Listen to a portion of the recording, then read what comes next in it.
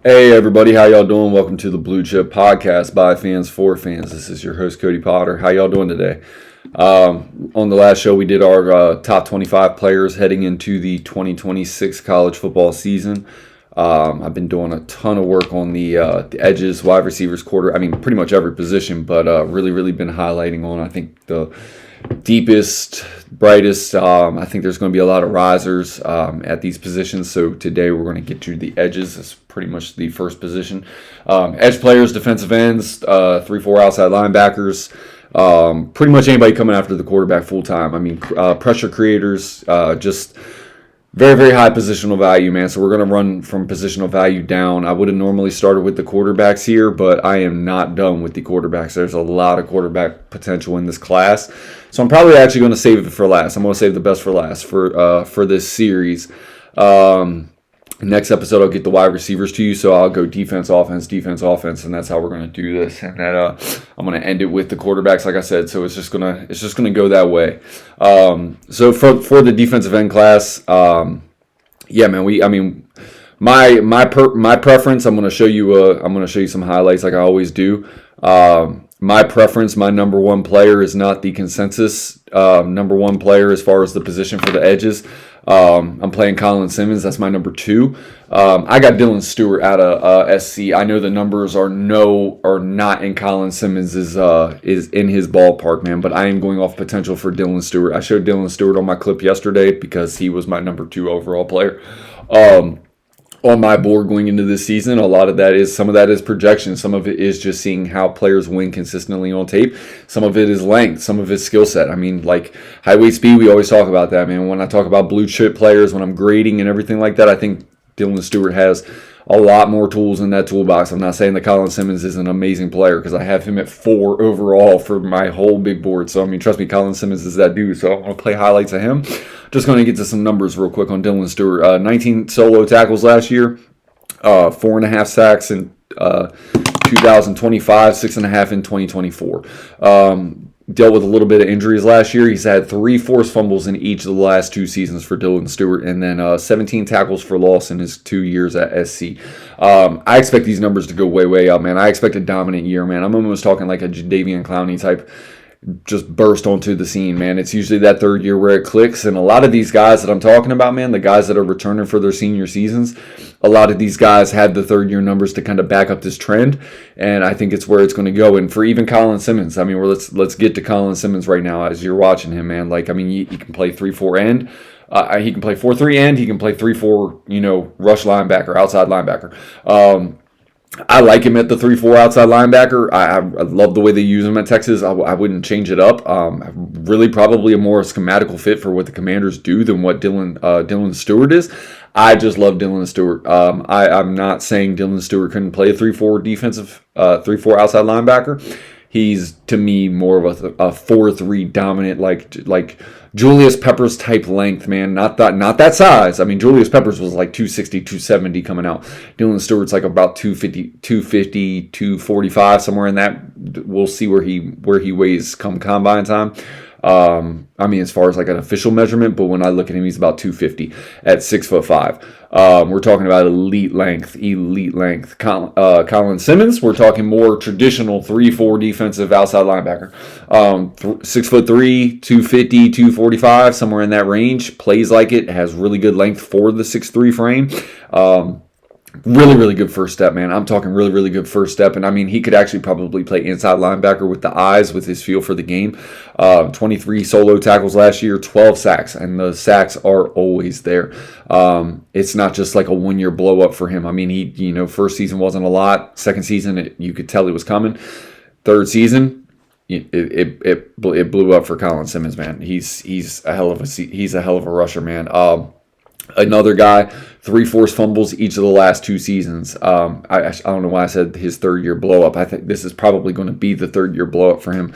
I mean, anywhere from what he had last year in 12 sacks to probably 16, 18 sacks. I think he's going to have that type of disruption this next year. If he is the number one player coming out of college football next year, I would not be surprised. Colin Simmons is that dude. Honestly, a lot of Von Miller. If you're translating it to the 3-4 outside linebacker position, that 6'3", that mold, he's it, man. He's it. Gets around just really good dip, really good bend, amazing elite level hand usage, man. The way he keeps guys off of his frame, I really, really, really, really like Colin Simmons. My number 3 edge, as far as he was in my top 25, was Matayo Uiagalelei. Oregon, 6'5", 270, man. This is a throwback 4-3 defensive end. Love what I see from him, man. I mean, 10.5 sacks in 2024. Fell off a little bit last year with 6 sacks. This is why I do not really worry about sacks. I'm big on pressure ratings, big on, getting to the quarterback, disrupting the play. Sacks don't always get home. 34 tackles last year, 2 forced fumbles in the last year of play, 9.5 tackles for loss, man. The tackles for loss are consistently there with Matayo Uiagalelei. Yesteryear, man, 270 pounds. He's like big, yoked up, long arms, long limbed. I really like this guy, man. He's going to blow up his stock. He's my number 3 coming into the season. He's a player that I really do like. I'm going to get to another player here. Just to play his highlights. I'm not getting him yet on my board, but I'm just going to start playing that. And this clip is going to be John Henry Daly, the Utah defensive end that transferred to Michigan, coming over there with the coach. He's going to be a stud. Another defensive end that I really like that's going to be playing for Miami U, Damon Wilson Jr., man. Him and Marquise Lightfoot are going to have a hell of a season this year. And then he's also playing next to one of my highest graded players, man. Coming into next year, man, Ahmad Moulton Sr., man, the defensive tackle for Miami U. I think this front is going to feast. 9 sacks last year with Missouri, 23 tackles, 1 interception, 9.5 tackles for loss. Damon Wilson Jr., I have him number 3 on my season expenditure total. I think he's about to blow himself up into the top 10. I really do, man. He's everything you want, man. He had that 3rd-year leap. I think it's all clicking for him. He's about to have himself a year, man. I'm really excited about this player. Then we got Quincy Rhodes Jr., man. I'm almost going from bigger to small. Like it's almost kind of just stacking my board like that. It's not how it graded. It's just how I have them. Quincy Rhodes Jr., the Arkansas edge, 6'6", 275, man, and he looks every bit of it.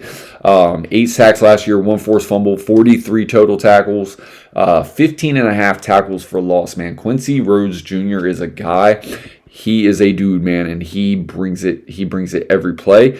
I love the speed. I love the burst. I love the get off. For a guy his size, man, to play with that type of ability, it's pretty damn special, man. Like Quincy Rhodes Jr. is a guy that I could see having an elite level season next year. So then to John Henry Daly, the guy that is playing in the background right now, 6'4", 250. This is a Michigan player, man. This is the type of guy. Like if you were just talking about the history of Michigan, this is the type of defensive end that Michigan gets. This is the type of this is a do-it-all defender from the edge position, man. This is the type of guy I like. This is just he's an absolute stud. Let's get back into the clips so we don't need to I guess I played his whole damn video already. I guess we'll just get to the next one then. The next one is going to be Kenyatta Jackson. Probably another shorter clip. So the clips are kind of going a little bit faster than I thought. Doesn't really matter. John Henry Daly, 11.5 sacks last year from Utah, 17.5 tackles for loss. He is the type of player that Michigan dominates with. Watching him in the spring game, you're gonna see this guy. You're gonna hear this guy's name a lot. And honestly, that whole Michigan defensive front, I mean, they were just completely wreaking havoc in that spring game, and they weren't even allowed to blitz or be exotic or be exotic like that. Yazande Pierre, the Alabama 3-4 defensive end, man. 6'3", 250. Another one of that Colin Simmons kind of guy. Like I said, I keep going from bigger to small, bigger to small. I guess not really with John Henry Daly, but that's because I threw Ugalele before him, because I have him graded higher on my personal board. But Yazande Pierre, man, 6'3", 250, man. 8 sacks last year, 14.5 tackles for loss, 3 forced fumbles last year, man. This is a guy that I think is really, really going to blow up his stock, man. I expect Alabama to be much better on defense next year. Just working at it. I did not even put that video over. I didn't even switch it over for you guys. But to Kenyatta Jackson, that's the guy that's playing in the background right now. 6'6", 265, man. This is going to be a fifth-year player. 6.5 sacks last year. We kind of understand why. When you have Sonny Styles, when you have Arvell Reese, when you have Caden Curry, year after year after year after year, Ohio State pumps him out, man. I think this is going to be his shot. This is going to be his year. Fifth-year player. Never really got to really earn like a true starting role on the team. I think he's going to get it this year. He's got all the size, all the height, all the length, all the physical makeup that you're looking for. We've seen the disruption. Can it click for him as a fifth-year player, man? It really, really needs to for him. This is pretty much his time. I have him a little higher on my list than probably more of the consensus rankings, but it's because of what I finally saw last year from him. It was the jump that he took. The notes really, really were hammered home as far as a lot of the improvement keys that I had from him going in from 2024 to 2025. He hit a lot of those things for me personally, and that was really, really what I needed to see from him. One of my favorite players, and I honestly, I think this guy probably has the most likelihood to take the biggest jump in all of college football from the edge position next year. And I mean, honestly, he took the leap last year, man. Prince Will Umani Ellen. Sorry, I am like the names, man. Like I just like if it, good thing like I don't make a career on having to speak people's names because it is not really my strong suit. Actually, this is kind of what I do here. But anyway, transferred to LSU from Ole Miss last year, man. This dude is a lunatic on the field, a just absolute menace. Blows up everything, man. Like when they do everything that they can to like take the play away from him. Lines up inside, plays outside. Like this is a true dude. 6'5", 250. He looks and plays much bigger than 250 pounds. That's these are his listed measurements as far as weight and things like that. 25, 9 sacks, 13 tackles for loss. It blew up for him last year in his third year. I really expect a bigger leap next year with another year in Lane Kiffin transferring over to LSU, playing with the Weeks boys. I really, really expect Prince Will Umami to have a hell of a football season next year, man. I really do think this guy is going to blow it up. I think he can play a little bit inside. He can play a little bit outside. I don't know if that 250 weight is necessarily true. He looks a more 265 to me. Plays very, very strong, man. Like just disruptive guy, man. I mean, this guy tackles for loss, plays the run game, everything you really, really like to see, man. I'm really, really, really excited for this guy. Where I have these names right now does not mean that's where they're going to be by the end of the year. And then my last guy to round out my top 10 for this position for the edge players, Boubacar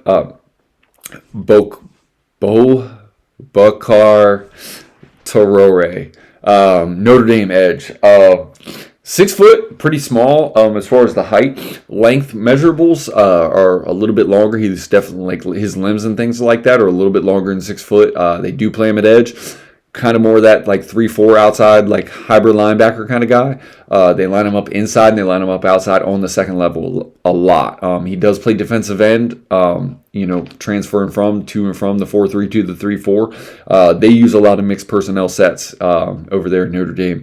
Plays both. I like him more as a 3-4 outside linebacker. I think he's still, there's nothing you can really do about the frame. But the relentlessness, the motor, 6.5 sacks last year, 10 tackles for loss. I think this guy is going to have a really, really good year. Notre Dame's defense is rock solid, man. One of my favorite linebackers, one of my favorite cornerbacks, like some of the top-end premier players in this draft. for next year coming out of Notre Dame, and I think this guy has a chance to solidify himself if he has a solid season and adds to that disruption that they have. If Notre Dame is going to take that next step next year on the defensive side of the football, he's going to be a big part of it, man. That's why I wanted to put him in here, because consensusly he's graded a lot lower. The things that I saw from him last year, the way that he plays, the fieriness, the attitude, the chip, and everything that he plays with, everything that he demonstrates, those are the things that I like from him. Got kind of through this list a little bit quicker than I wanted because these positional charts, man, I'm not trying to take a lot of time. I'm just trying to put the names out there, just get them to you guys. The stats are what they are. I'm not a big stats guy. The biggest thing for me, and the reason that I'm highlighting a lot of these guys, are because of the growth from year into year. A lot of the notes that I have on these guys from 2024 to 2025 to 2026 and what I'm expecting to see, the growth potential, the traits that they need to work with, that's where I'm really excited for these guys. Dylan Stewart, it's the consistency. Colin Simmons, he's already put it together. The only thing I need to see from Colin Simmons is for him to not TJ Parker this season, along with Texas and Hull. I need to see it just click for Texas. Colin Simmons has the best chance to be the number one overall defensive end edge rusher player in this draft. Again, some of that is preference due to, team stylistically. If you're running a 3-4 defense, you're probably not going to pick Colin Simmons. You're probably going to lean more towards Dylan Stewart. Or maybe you're going to lean towards a Damon Wilson Jr., who's going to be more of a 4-3, defensive end. Even though his size kind of predicates you at, very similarly to Colin Simmons, but he is more of a traditional set, how they use him in Missouri, 3-4 down, hand in the dirt lineman. Quincy Rhodes Jr., man, this is a guy that I'm really excited about to see him take the leap that he's taken. He was a very disruptive player in 2024. Really wanted to see him kind of improve in his hand usage and keep guys out of his frame, and that is exactly what he did from last year. So again, when I had these markers coming in for these guys from the season before, when I'm listing their skill sets, their priors, everything that I'm seeing as far as on their weaknesses, can they improve this? Can they improve that? All of these guys are hitting their markers from one season to the next. That's why they're on my list. I thought they made the biggest leap from their season before to last season, and they pretty much either solidified where they were already grading for me from the season before and where I thought I was going to have them coming into this season, or they took a big leap from last year because of the improvement markers that they hit, and they even exceeded some of the markers. John Henry Daly is that guy. Princewell Umamielen, that was another one. He's the one that took, I think, the biggest leap for me last year. Him and Damon Wilson Jr. Those are the guys that I think, just statistically and just stylistically, from everything that you were seeing on tape, whether it be their consistent impact or their just presence, being felt across the league. Some of these guys are transferring. They're going to a different school. You don't really know exactly how it's going to pan out.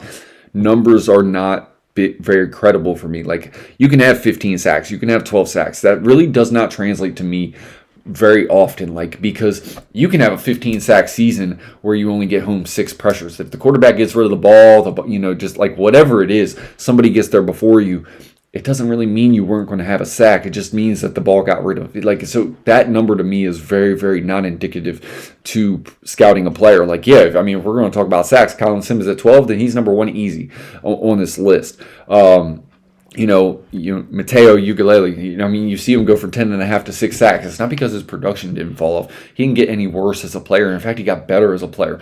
The way that he used his hands, the way that he actually started to impact the running game more from year 1 to year 2, it's like I said, man, there's keys that you're looking for. There's improvements that you're looking for. Just because it doesn't pan off in the sack or the stat department doesn't mean that you're not seeing the consistent impact that you need to see from these players. And that's where scouting comes in so much. That's where it's a feel, translating, growth, potential, opportunity. There's a lot of things that go into scouting. And when you watch these games and you see them impacting the games, even if it doesn't show up on the stat sheet, that's why I mark the games the way that I do. That's why I highlight and make all these tallies and certain little underlining things and write down plays and things like that, so I can always go back when I'm rewatching and see what I see.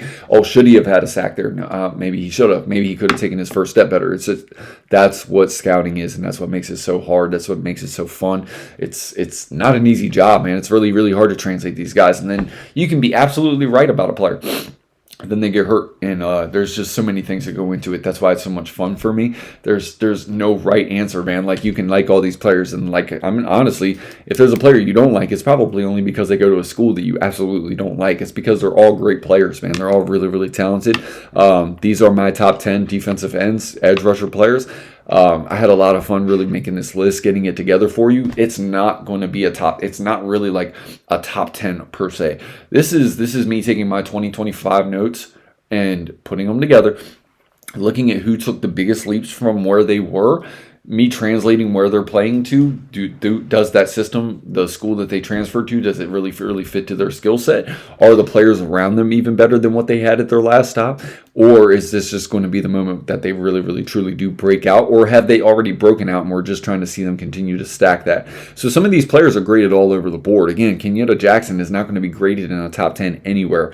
As far as what he's done already, year 5 coming into it, you're not going to see this guy's name come up in a top 10.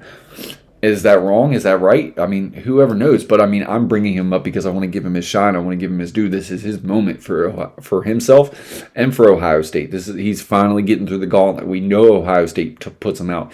Caden Curry, Arvell Reese. I mean, we saw where these Ohio State guys got drafted last year. So again, man, this is his shot. I'm putting him on there again. Barbacoa Toroe from Notre Dame. The physical skill set is not there. You're not probably going to see this guy's name on a top 10 list. But I'm putting him on here because he's hitting the markers for me. He's jumping in his evaluation. He is making the progress that you're trying to see as a prospect. Yazande Pierre, that guy should be much higher on most people's list than what I'm seeing him consensusly around. His year-to-year growth for me at Alabama, it's hitting all the markers, man. So again, it's preference. It's what are you seeing? Are the notes matching up? Are they hitting their markers, and are they improving as prospects? These guys are hitting those markers for me, and I'm very, very excited to see what comes in their situation coming this year. So again, this isn't really a top 10 list. This is a what do I think is going to happen. These are guys that I really, really, really think are going to have huge impacts for their team this year and are going to take the leap. If they haven't already taken the leap, I think they're going to take an even bigger one. So again, man, I appreciate everybody checking it out from the Blue Chip Podcast. I know it's kind of confusing because it's just scouting. It's so many different variations and skill sets and all these things that go into it. The transfer portal makes it even more interesting these days because you're following these kids around. It's like you got this guy out of high school and you put him on a team in their notes and you start doing it like that, and then you have to start I've completely changed how I scout, man. I used to scout it by team, and it was just easier for me to do that. Once the transfer portal came in, man, I had to start just switching it down by positions. That actually made it more efficient for me. But again, man, I really do appreciate anybody taking out the time. I know we're a year away from the draft. This draft just happened. We're just getting through rookie minicamp, so you're just seeing your favorite rookie on your team for the first time, no matter who you like, or a player from your favorite college football team is, making their first, week of rookie minicamp and things like that, just getting acclimated. So I know we're a year away with it, but all the work starts now for guys like me that are doing all the scouting and really, really do love this facet of this part of the game. So again, thank you guys for checking out the Blue Chip Podcast, man. I really hope you guys have a blessed, safe week. Getting a lot of content to you, man, just because I've already started doing all this since February, so it's just kind of fun for me. Like I said, the wide receivers will be next. Everybody knows Jeremiah Smith. We know a couple wide receivers that I've already talked about. I talked about some of them yesterday in my top 25. I'm going to get 10 of them names to you. They're not going to be the top 10 names. It's not going to be all the top 10 names. I'm not just throwing, the top 10 statistical leaders at you. I'm going to throw the names that I project to be up there, in the first round, and I'm throwing names at you that I think are going to take a big, huge leap, whether it's from the transfer portal, year 3 click, maybe the quarterback plays improve for them. There's going to be a lot of reasons, man. So, I hope this is fun for you guys. I really do appreciate you guys checking it out, man. Have a blessed, safe week, man. And I really do appreciate the views, the comments, the subscriptions, man. It's just, I love, feeling the love, man. Anytime anybody views or comments anything, I just appreciate all of it, man. A lot of work goes into this, and I just love talking ball. So again, from the Blue Chip Podcast, have a blessed week. Stay safe.